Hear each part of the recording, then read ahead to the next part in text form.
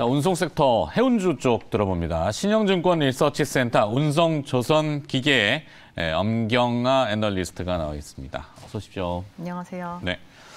자, 실적 얘기를 먼저 해봐야 되겠죠. 지난 금요일에 HMM이 사상 최대 실적 경신했다고 발표했는데 이 내용을 어떻게 파악하고 계십니까?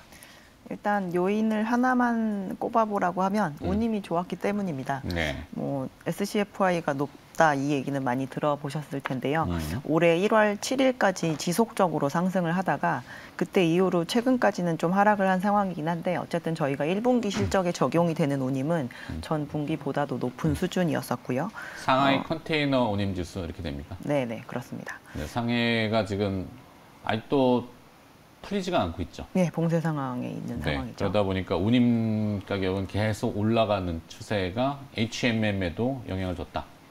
봉쇄가 시작된 이후에 지금 2분기에는 오히려 운임은 좀 빠지고 있는 상황이고요. 네. 1분기에는 그 3월에 선전 봉쇄를 시작을 했고 4월에 그 상하이 봉쇄를 시작했기 때문에 실제로 1분기 실적에는 봉쇄 영향은 좀 미미했다라고 보실 수 있을 것 같고요. 네. 그래서 이번에 작년보다 분명히 그 배가 늘었음에도 불구하고 배가 원활한 회전율로 회전이 안 되다 보니까 물동량은 소폭 감소했습니다. 전년 동기 대비해서 1.8% 감소했었고요.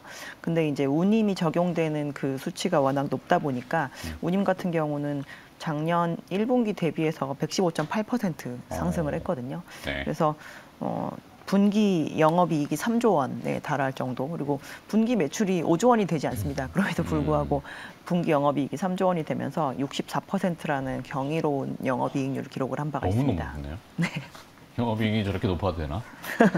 저게 이제 유지가 되면야 뭐 금상첨화죠. 근데 이제 꺾일까 봐 항상 걱정하는 거죠. 펜오션도 실적을 한번 뜯어볼까요? 네. 1분기 실적만 보면 사실 저희가 그 두 회사의 실적 리뷰를 쓰면서 거의 첫 번째 헤드라인을 비슷하게 썼는데요. 네. 매출은 전년 동기 대비해서 2배, 영업이익은 3배에서 3.5배 정도였다라고 썼습니다. 둘 다 비슷한 상황인데요. 너무 높은데. 근데 이제 두 회사가 실적이 잘 나오게 된 배경이 조금 다릅니다. HMM 같은 경우는 아까 말씀드렸다시피 운임이 많이 올랐고 네. 물동량은 그닥 많이 늘지 않았다라고 말씀드렸는데 펜오션 같은 경우는 작년 1분기 대비해서 올해 1분기에 운영하는 선대 규모가 좀 늘었습니다. 그러니까 P와 Q로 놓고 본다라고 한다면 Q가 늘어난 요인이 좀 더 컸다라고 볼 수가 있고요. 실제로 BDI라고 하는 벌크선 운임 지수 같은 경우는 작년 1분기 대비해서 올해 1분기 평균 운임이 17.4%밖에 높지 않았기 때문에 가격이 그렇게 많이 올랐구나라고 볼 수는 없지만 그 사이에 어쨌든 장기 용선을 많이 늘려서 비용 구조를 많이 안정적으로 만들었다라는 게 좀 실적에 영향을 준 면이라고 볼 수 있습니다. 네. BDI가 지금 3,117? 저도 지금 수치를 보고 있는데 BDI 구성이 많잖아요. BCI, 네. 뭐 BPI, 뭐 케이프 사이즈, 파나맥스, 뭐 스프라맥스 이렇게 돼 있는데 뭐 이렇게 톤별로 이렇게 쪼개져 있잖아요. 네. 그걸 합산해 가지고 토탈 BDI 이렇게 하는데 뭐 최고점 대비해서는 아직도 낮지만 연초 대비해서는 상당히 많이 회복된 것 같은데 이것이 의미하는 바 어떤 건가요? 일단 올해 들어서는 지금이 최고 운임 수준입니다. 근데 작년이랑 올해의 1분기 운임의 좀 차이가 올해는 대형선 운임이 특히나 더 약세였었기 때문에 평균 네. 운임이 작년보다 그렇게 많이 오르지 못한 편인데요. 최근에 이 대형선 운임이 조금 회복을 하면서 전체적으로 운임 움직임이 좀 빨라지고 있는 상태인데 사실 연간으로 이렇게 동일한 시기의 운임을 저희가 그려보면 지금이 그렇게 아웃라이어에 들어가 있거나 그러진 않습니다. 뭐 작년의 흐름대로 가는 편이고 작년도 4분기 초 정도가 가장 고점이었었고 또 1분기까지 쭉 내려오는 흐름이었었는데 그 흐름에서 크게 벗어난 상황은 아니고요. 저희는 그래서 아주 특이한 상태는 아니다라고 보고 있는데 이제 뭐 아시다시피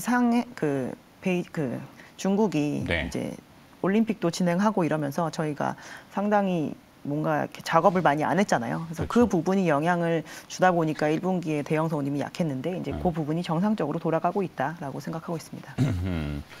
그러면 이 벌크선하고 컨테이너선의 운임 방향성이 좀 다른 것 같은데 해운주에 대한 투자 전략을 구체적으로는 좀 어떻게 세워야 될지 구체성이 좀 필요합니다.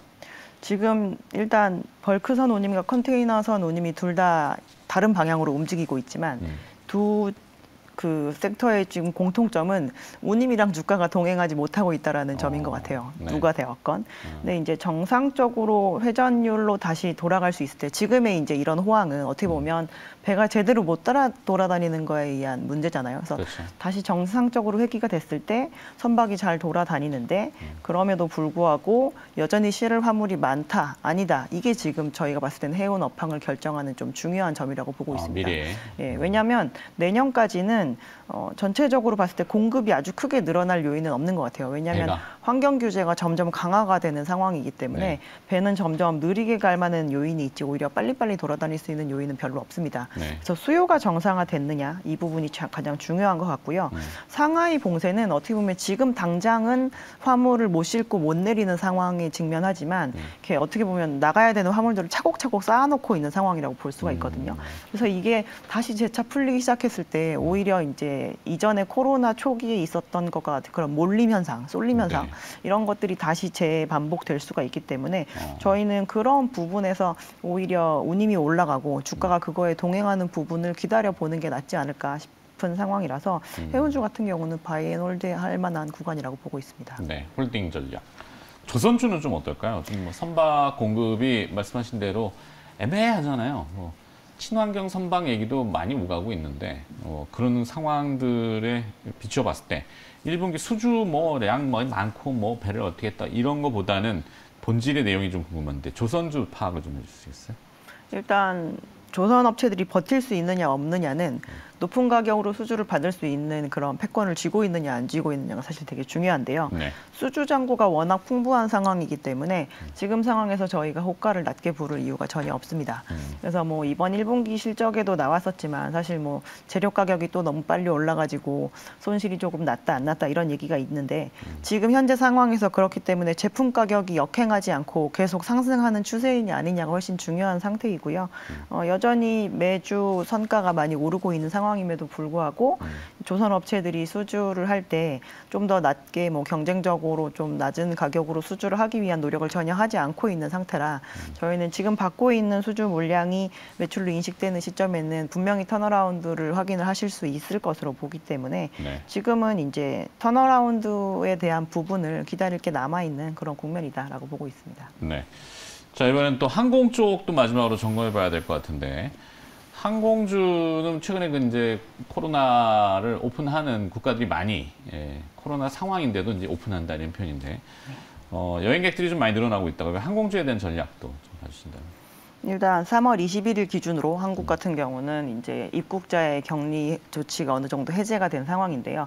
그럼에도 불구하고 그 조치는 사실 미접종자에 대한 그런 혜택은 없는 상태이기 때문에 뭐 그 상황에서도 어찌 되었건 매주 지금 국제 여객 수요가 그래도 좀 늘고 있는 상황입니다. 네. 근데 지금 3월 21일에 풀린 정도 수준으로는 대형 항공사들이 놓고 있는 국제 여객 수요가 늘기가 조금 편한 편이고요. 오히려 장거리 노선 그리고 저가 항공사들에 대해서 저희가 놓고 있는 노선의 수요가 늘으려면 사실 이제 가족 단위의 여행객들이 잘 돌아다녀야 되니까 미접종자에 대해서도 좀 잘 할 수 있는 그런 해제가 필요한데 6월부터는 지금 조금 그런 PCR 검사 횟수나 이런 거를 좀 낮추겠다는 그런 네. 발표가 있었습니다.